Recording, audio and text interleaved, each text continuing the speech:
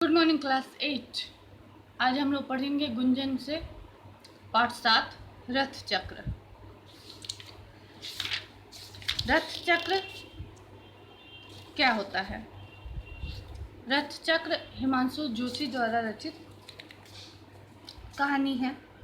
हिमांशु जोशी का जन्म 1935 में उत्तराखंड में हुआ। पत्रकार और कथाकार के रूप में इन्होंने बहुत प्रसिद्धि पाई। इनकी कहानियों के नाट्य तथा रेडियो रूपांतर अनेक भाषाओं में प्रसारित होते हैं। सूरज चमकी, आंधी रात, आधी रात, कारागार की आग, आरण्य आदि इनकी प्रसिद्ध रचनाएं हैं। रथ चक्र क्या होता है? रथ चक्र 3 पीढ़ियों की कहानी है। 3 पीढ़ी, दादा, पिता, उनका बेटा। तो 3 पीढ़ियों की कहानी है जिसमें दादा अपने पुत्र की मृत्यु के बाद उनके नन्हे नन्हे बच्चों का पालन पोषण करता है। रथ चक्र का पहिया घूमता है, घूमता रहता है और उनका बड़ा पोता युद्ध में वीरगति प्राप्त कर देता है और उनके बच्चों और भाभी की जिम्मेदारी छोटे भाई के कंधे पे आ जाती है। तो 3 पीढ़ियों द्वारा लगाए फलों के पेड़ से तुलना करते हुए कहानी का नायक रूपक बांधता है कि अब पौधा मुझे रोपना है। अर्थात जो दादा ने पौधा लगाया उसे बड़े पोते ने सींचा, बड़े पोते ने जो पौधा लगाया उसे उसके छोटे भाई को सींचना है। आशा का तार हाथ में पकड़े पूरे विश्वास के साथ कहानी का प्रत्येक पात्र अपने कर्तव्य में जुटा है। यहाँ जिस सरलता और सच्चाई के साथ कर्तव्य निष्ठा का निर्वाह किया गया है वह सचमुच अनुकरणीय है। पीली पीली धूप निखरने लगी है। चीड़ के लंबे लंबे पेड़ और भी ऊंचे लग रहे हैं। बर्फ से ढकी पहाड़ों की चोटियां पिघलते सोने की तरह चमक रही है। धुंधले के उस पार मैं कुछ खोज रहा हूं पर स्पष्ट दिखता नहीं है। आज वर्षों बाद मैं फिर आया हूँ यहाँ अपने घर। यहाँ के कण कण में शैशव अर्थात बचपन की कितनी ही हर्ष विषाद मिश्रित स्मृतियाँ बिखरी पड़ी हैं। पिताजी का स्वर्गवास हुआ तब हम बहुत छोटे थे। माँ का बिलख बिलख कर रोना, दादी के कभी न थमने वाले आंसू, बाबा का कोरा कागज सा सफ़ेद चेहरा आज भी अनायास याद आता है, जो अजीब सिहरन सी पैदा कर देता है और इस सिहरन से मैं कांप उठता हूँ। मैं तब कन्नू के बराबर था, बहुत ही छोटा था। देहरी के पास माँ से झुकाए बैठी थी। बाबा पत्थर की तरह गुमसुम हो गए, एक भी शब्द बोल न पा रहे थे। दीदी मुझे गोद में उठाए चुपचाप रो रही थी, बस रोए जा रही थी। पिताजी की अकाल मृत्यु हो गई थी, इसीलिए ये सारे घटना के बारे में बताया गया कि पिताजी की अकाल मृत्यु हो गई थी और उनकी मृत्यु के बाद घर का दृश्य किस तरह का था। पिताजी की अकाल मृत्यु ने बाबा को और बूढ़ा बना दिया था। हाथ पांव अब अधिक चल न पाते थे। स्मृति भी अब किसी सीमा तक साथ छोड़ रही थी। बातें करते करते बहक उठते, बार बार कोई बात बताने पर जल्दी भूल जाते थे। अब वह चीज़ें भूलने लगे थे। एक उम्र होता है, एक समय होता है, एक जज्बा होता है जिम्मेदारी उठाने का। जब उम्र बीत जाती है, इंसान बूढ़ा हो जाता है, फिर उस पर वही जिम्मेदारियां डाल दी जाती हैं, जिम्मेदारियां पड़ जाती हैं परिस्थितिवश, जो उसे उठानी पड़ती है, उसकी मजबूरी होती है। तो उसको उठाने के बाद उनकी स्थिति किस तरह से हो जाती है, ये बताया गया है यहाँ इस बाबा के रूप में।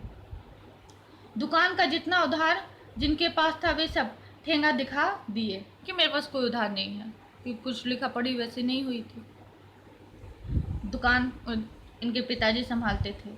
सगे संबंधियों ने सहायता करना तो अलग रहा, पिताजी की आकस्मिक मृत्यु का पूरा पूरा लाभ उठा लिया और दोबारा अपनी अपनी रकम वसूल करने से भी न चुके थे। जिनका रकम पिताजी ने जिनकी रकम दे दी थी उस रकम को वापस वो लोग वसूलने आ गए कि नहीं नहीं, मुझे तो मिला ही नहीं था।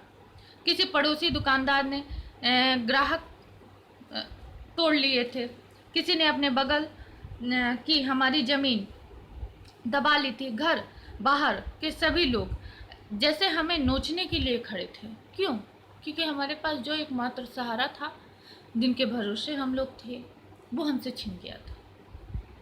तो अब इस परिवार की देख रेख के लिए उनको लगता था कि कौन देखेगा। दादाजी बुजुर्ग हो चुके थे, कोई भी तो अपना नहीं दिख रहा था। बाबा बूढ़े थे और हम छोटे थे। कोई ऐसा नहीं था जो इस परिवार को संभाल सके।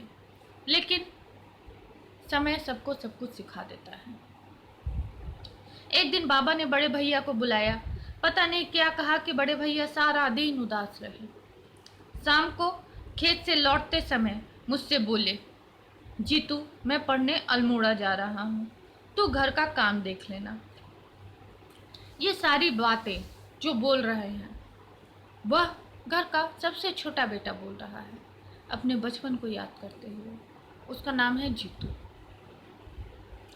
जब बड़े भैया अल्मोड़ा जा रहे हैं, क्या करने जा रहे हैं? पढ़ने जा रहे हैं। तो वह जीतू को बोलते हैं कि अब सारा काम तुम्हें ही देखना पड़ेगा। मेरी समझ में बात नहीं आई। भैया पढ़ने जा रहे हैं ये तो ठीक है, लेकिन घर में मुझे क्या देखना है और कैसे? क्यों? क्योंकि उसकी उम्र ही नहीं थी समझने की कि घर में देखने लायक क्या है, ऐसा क्या है जो मैं देख सकता हूँ। तू सारा दिन इधर उधर मित्रों के साथ घूमता रहता है। देखना बाबा बूढ़े हो गए हैं। कौन बोल रहा है? बड़े भैया बोल रहे हैं।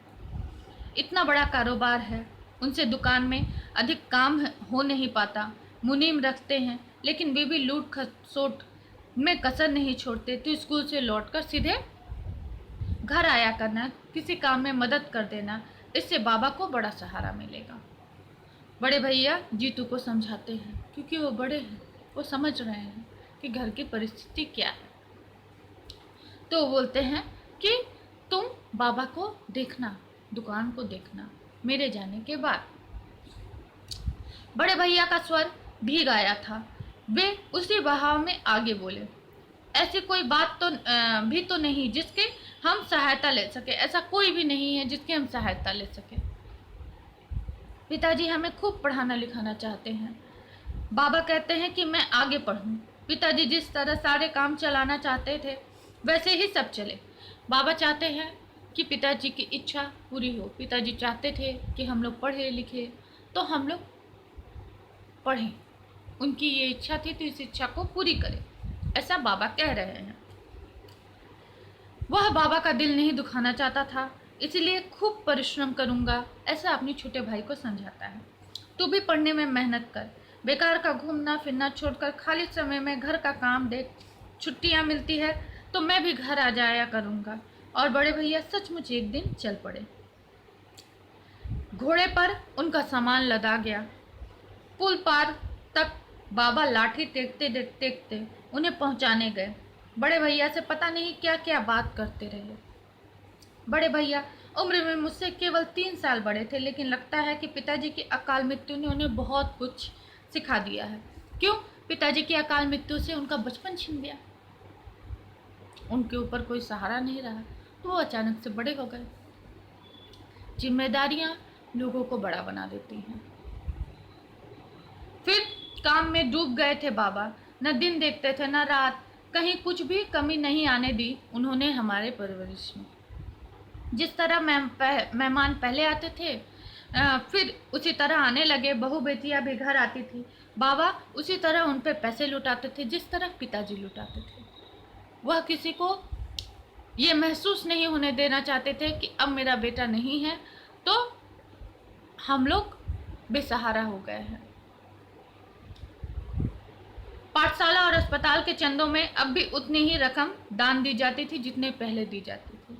लगभग साल भर बाद बड़े भैया का परीक्षा परिणाम आया तो बाबा की बूढ़ी आंखों में प्रसन्नता के आंसू झलक उठे। बाबा खुश हो गए। क्यों खुश हो गए? प्रथम स्थान पाया था उन्होंने, तो खुश तो होंगे ही ना, क्योंकि उनके बेटे की इच्छा पूरी हो रही है। वजीफा भी मिलने लगा था। वजीफा मतलब छात्रवृत्ति, स्कॉलरशिप। बाबा बाबा सबसे अपने पोते का बखान करते, बहुत परिश्रमी है, बिल्कुल अपने पिता की तरह। मैं स्कूल जाता, घर का, दुकान का, खेतों का काम भी देखता, खाली समय में पढ़ता, और एक दिन के बाद एक सीढ़ी मैं भी पार करता चला गया। एक भी पैसा व्यर्थ खर्च नहीं करता था। मुझे किसी ने नहीं देखा था इस तरह से व्यर्थ पैसा खर्च करते हुए। दोनों बच्चे होनहार निकल गए हैं तो मेरी जिंदगी भर की तपस्या सफल हो जाएगी। बाबा जब तब ये दोहराते थे कि अगर ये दोनों लायक निकल गए, होनहार निकल गए, तो मैंने जो ये तपस्या की है, मैं जो ये परिश्रम कर रहा हूँ, ये तपस्या मेरी पूरी हो जाएगी। पास पड़ोस के लोगों ने बगीचा लगवाना शुरू कर दिया था। बाबा ने भी फलों के पौधे लगाने के लिए गड्ढा खुदवा दिए थे। वे हर किसी को अच्छे फलों को की पौधे लगाने को कहते। दुकान की छत की मरम्मत करवा, पुताई करवा दी। गौशाला के आगे लंबा चौड़ा आंगन बनवा दिया। बड़े भैया छुट्टियों में घर आए, शायद उन दिनों बाबा ने सेब और नाशपाती के पौधे लगवाए थे। बाबा कहते थे, अरे इनके फलने फूलने तक मैं जिंदा ना भी रहूं, बच्चे तो खाएंगे। पेड़ इंसान लगाता है क्या खुद खाने के लिए? नहीं, उनके आने वाली पीढ़ी खाएगी इसलिए लगाता है और उन्हें याद करेगी। हमारा नरेंद्र फलों का बड़ा शौकीन था। आंगन के आगे लगे माल्टों के पौधे वही लगाया था चौबटिया से, तब फलने लगे हैं। इस बार खूब फल आएंगे इन वृक्षों पर। उनके बेटे नरेंद्र को भी फलों के वृक्ष लगाने बहुत पसंद थे और लगाते भी थे, तो वो अपने बेटे को याद करते हुए फलों के वृक्ष लगाते थे।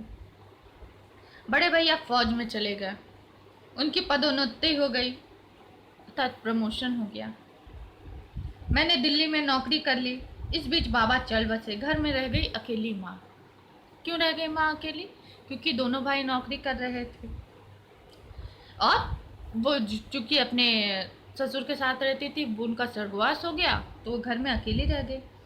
तो पिछली बार जब वो घर जाने पर मैंने बाबा का धूल और धुएं से ढका फोटो साफ करके देवताओं के पास रख दिया और माँ से पूछा, तुम अकेली क्यों रहती हो? माँ बोली, तो कहाँ जाऊँ, तपन का कोई भरोसा नहीं, आज यहाँ तो कल वहाँ, तू शादी करता नहीं। मुझे तो डांडे पहाड़े ही अच्छे लगते हैं। जिंदगी के कुछ दिन और रह गए हैं, वे भी यहीं बीत जाएंगे, बस इतनी ही इच्छा है। माँ तुम अपनी पसंद की बहू ढूंढ लो जो तुम्हारी खूब सेवा कर सकेगी। अगली बार घर आऊँगा तो तुम्हें निराश नहीं करूँगा। भैया को भी तब छुट्टी मिल जाएगी, कुछ दिन पूरे परिवार के साथ रह पाएंगे। बड़े भैया ने फौज में ही काम कर रहे अपने किसी बड़े अफसर की लड़की से शादी कर ली थी। भाभी केरल की थी। पहाड़ों की जिंदगी क्या होती है उन्हें पता नहीं था। एक बार अम्मा उनके साथ कुछ महीने बिताने के लिए गई, लेकिन थोड़े दिन में ही लौट आई। क्यों? क्योंकि वहाँ की जिंदगी उन्हें रास नहीं आई, क्योंकि वो हमेशा पहाड़ों में रही हैं। मेरे दिल्ली लौटने के कुछ महीने बाद माँ की ओर से पत्र आया, तेरे लिए चांसी बहू ढूंढ ली है, तपन को लिख दिया है, वो भी आएगा, चैत में तेरी शादी हो गई। शादी भी तय कर दी। चैत से पहले ही देश की स्थिति बिगड़ने लगी। पाकिस्तान से युद्ध शुरू हो गया। भैया उन दिनों बांग्लादेश के मोर्चे पर थे। जैसूर की तरफ कहीं। युद्ध पर जाने से पहले भैया मिलने आए। किससे? अपने छोटे भाई जीतू से। पूरे एक दिन वह उसके साथ बिताते हैं। सारी रात वह सो नहीं पाए। घर की, बाहर की, पता नहीं कहाँ कहाँ की बातें वो याद करके उसे बता रहे थे। मेरे लिए कुछ कपड़े खरीद लाए, जीतू बताता। अपने हाथ की बहुमूल्य घड़ी उतार कर मुझे दे दी। भाभी और बच्चों से जानबूझकर नहीं मिले। क्यों नहीं मिले? क्योंकि वो जंग पे जा रहे थे और उनसे मिलते तो उनका दिल कमज़ोर हो जाता, इसीलिए वो नहीं मिलते हैं। रेलवे स्टेशन तक उनका छोटा भाई उन्हें छोड़ने गया। जीतू तू बहुत कमज़ोर हो गया है, तपन जीतू से कहता है। अपनी सेहत का ध्यान रखा कर। लौटने पर अब की बार खूब लंबी छुट्टी लेंगे, 1-2 महीने आराम से घर बिताएंगे। बंगलानुमा नया मकान बनवाएंगे। जब ट्रेन चलने लगी मैंने देखा भैया के चेहरे पे एक अजीब सा भाव था। घमासान युद्ध की खबर आती है। भारतीय सेना मुक्ता वाहिनी के साथ निरंतर आगे बढ़ रही है, पर मेरी आंखों की नींद न जाने कहाँ खो गई। मुझे नींद नहीं आ रही है।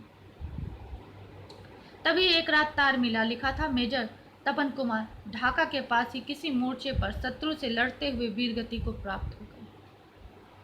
यह ब्रजपात्र असहाय था। ब्रजपात्र मतलब ब्रज का बना हुआ जो और शस्त्र होता है उसे ब्रजपात्र बोलते हैं, अर्थात बहुत भारी विपत्ति। असहाय मतलब असहनीय, बर्दाश्त नहीं होना हो गया था हम लोगों के लिए। माँ पागलों की तरह दिन रात रोती रही। मैं घर गया तो भाभी साथ थी और दोनों बच्चे भी। तपसी ने अब आने को लिखा था। चैत में लगन तय किया था। माँ सुबह सुबह कर रो रही थी तो वो तो आने वाला था। क्यों? मैंने तुम्हारी शादी तय कर दी थी। जीतू कहता है, माँ तुम्हें बहू चाहिए थी ना साथ रहने के लिए, लो भाभी आ गई। अब तुम इनके साथ रहना। इनकी परवरिश करनी है हम लोगों को। किनकी? भैया के छोटे छोटे बच्चों की। भैया चल बसे तो क्या हुआ, हम तो है ना। माँ चुप हो गई।